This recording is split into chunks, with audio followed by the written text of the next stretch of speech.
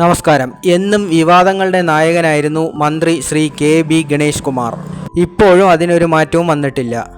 ഈ അടുത്ത കാലമായി എന്നും മോട്ടോർ വാഹന വകുപ്പ് വിവാദമായ ഉത്തരവുകൾ പുറപ്പെടുവിക്കുന്നു. അതിനെതിരെ ജനരോഷം കടുക്കുമ്പോൾ അത് പിൻവലിക്കുന്നു. ഇതൊരു സ്ഥിരം പരിപാടിയായിരിക്കുകയാണ്.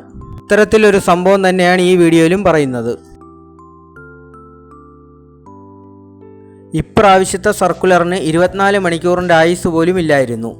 ഒരു RT ഓഫീസിന് കീഴിൽ ഒരു ദിവസം 50 പേർക്ക് മാത്രം ഡ്രൈവിംഗ് ടെസ്റ്റ് നടത്തിയാൽ മതിയെന്നായിരുന്നു ഉത്തരവ്. നിലവിൽ ഏകദേശം 350ഓളം പേർ കാണും ഒരു ടെസ്റ്റിന്. ഇത് ആദ്യഘട്ടത്തിൽ 50 കുറച്ച് പിന്നീട് 30 ക്രമപ്പെടുത്താനായിരുന്നു മന്ത്രിയുടെ തീരുമാനം. പക്ഷേ ഇങ്ങനെ ഒരു ഉത്തരവൊന്നും ഡ്രൈവിംഗ് ടെസ്റ്റിന് സ്ലോട്ട് ലഭിച്ച ആൾക്കാർ അറിഞ്ഞിരുന്നില്ല. അവർ ടെസ്റ്റ് സെൻറ്ററിൽ എത്തിയപ്പോഴാണ് അറിയുന്നത് ക്യൂവിൽ നിൽക്കുന്ന ആദ്യത്തെ 50 പേരെ മാത്രമേ എടുക്കുകയുള്ളൂ എന്നുള്ളത്. ഇത് വൻ പ്രതിഷേധത്തിന് വഴിയൊരുക്കി.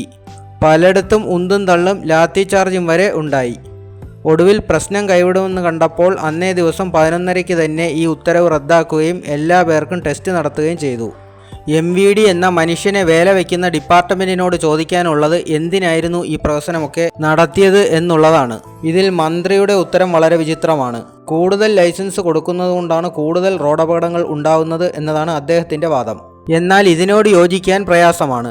പല അപകടങ്ങൾക്കും പല കാരണങ്ങളുണ്ട്. അതിൽ പ്രധാനം അമിത വേഗത, റോഡിലെ മത്സരബുദ്ധി, മദ്യത്തിൻ്റെ മയക്കുമരുന്നിൻ്റെ സ്വാധീനം, മതിയായ വിശ്രമമില്ലാതെ ദീർഘദൂര ഡ്രൈവിംഗ് നടത്തുമ്പോഴുണ്ടാകുന്ന ക്ഷീണം, അശ്രദ്ധ, തീരുമാനമെടുക്കുന്നതിലെ പാകപ്പിഴകൾ, എല്ലാത്തിനും പുറമെ അമിത ആത്മവിശ്വാസവും. അവസാനം സൂചിപ്പിച്ച അമിത ആത്മവിശ്വാസം എന്ന ഘടകം കൂടുതലും സ്വാധീനിക്കുന്നത് KSRTC ഡ്രൈവർമാരെയാണ്. അവർ വരുത്തുന്ന ഒട്ടുമിക്ക അപകടങ്ങളും ഡ്രൈവിംഗ് പരിജ്ഞാനമില്ലാത്തതുകൊണ്ടല്ല, മറിച്ച് പരിജ്ഞാനം കൂടിപ്പോയതുകൊണ്ടാണ്. താൻ ഡ്രൈവിംഗിൽ അഗ്രഗണ്യനാണെന്നും തനിക്ക് യാതൊരു അപകടവും സംഭവിക്കില്ലെന്നും അതിനാൽ തന്നെ എവിടെ എങ്ങനെ വേണമെങ്കിലും ഓടിക്കാമെന്നുമുള്ള ഒരു ധാരണ പൊതുവെ KSRTC ഡ്രൈവർമാർക്കിടയിലുണ്ട്. കഴിഞ്ഞ 2-3 ആഴ്ചയ്ക്ക് മുൻപ് മാർത്താണ്ഡം ഫ്ലൈ ഓവറിൽ നടന്ന KSRTC ബസ് അപകടവും ഇതിൻ്റെ ഒരു ഉദാഹരണം തന്നെയാണ്. 2 വരി മാത്രം വീതിയുള്ള ഒരു ഫ്ലൈ ഓവറിൽ വെച്ച് KSRTC ബസ് ഒരു ലോറിയെ മറികടക്കാൻ ശ്രമിച്ചു. എതിരെ വന്ന തമിഴ്നാട് ബസ് പാലത്തിൻ്റെ കൈവരിയിൽ ചേർത്ത് പരമാവധി ഒതുക്കാൻ ശ്രമിച്ചു. എന്നിട്ടും അപകടം ഒഴിവാക്കാനായില്ല. ഇതൊന്നും വാഹനം ഓടിക്കാൻ അറിയാത്തതുകൊണ്ട് സംഭവിക്കുന്നതല്ല. ഏതായാലും ആളെ വിളിച്ചു വരുത്തിയിട്ട് ഊണില്ല എന്ന് പറയുന്ന പരിപാടിയാണ് മനുഷ്യനെ വേല വയ്ക്കുന്ന ഡിപ്പാർട്ട്മെൻറ്റ് കഴിഞ്ഞ ദിവസം കാണിച്ചത്.